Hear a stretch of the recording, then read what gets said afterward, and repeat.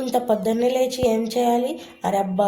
ఇంకొంచేపు పడుకుంటే బాగుంటుంది కదా అనిపిస్తుంది. లేచిన వెంటనే అరే ఏంట్రా బాబు ఈ పనులు ఎంత చేసినా తరగట్లేదు అనిపిస్తుంది. సో ఇలా ఉంటుంది.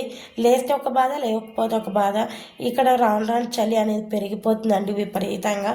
ఇంకా ఎందుకంటే తనకి బాక్స్ కట్టాలి అన్నీ చేయాలి కాబట్టి తప్పదు, మరి లేగాల్సి వస్తుందన్నమాట. సో ఇక్కడ వీడియో విషయానికి వస్తే నేను ఆలు అండ్ పచ్చి బఠానీ కర్రీ అయితే చేస్తున్నానండి. నిజం చెప్పాలంటే నేను ఒక విషయం మీతో షేర్ చేసుకోవాలి అనుకుంటున్నానండి. ఆడపిల్లలు ఎంతైనా తండ్రికి సపోర్ట్ కదండి. ఇది ఎందుకు చెప్పానంటే మా పాప నిజంగా నేను ఎక్కడ తినేస్తానో వాళ్ళ డాడీకి లేదేమో అని చెప్పి ఏడుస్తుందండి. నిజం చెప్పాలంటే చూడండి, ఇంకా కావాలంటే లాస్ట్లో ఉంది ఆ క్లిప్ అనేది యాడ్ చేశాను. సో ఇంక ఇక్కడైతే కనుక నేను చెప్పాను కదా కర్రీ చేస్తున్నానని, ఇదేనండి ప్రాసెస్. అయితే చాలా సింపుల్గా చాలా టేస్టీగా కూడా ఉంటుందండి.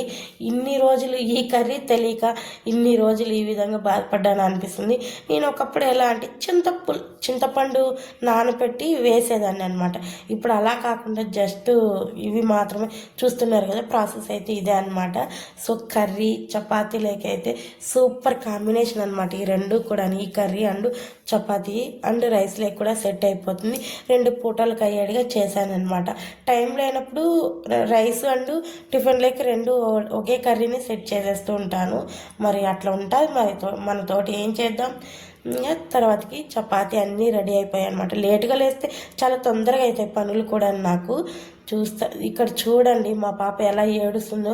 వాళ్ళ డాడీకి ఇవ్వలేదంట ఆ ప్లేట్. నేను తినేస్తానేమో అని ఏడుస్తుంది అనమాట. చూడండి ఇలా ఉంటుంది. బాయ్.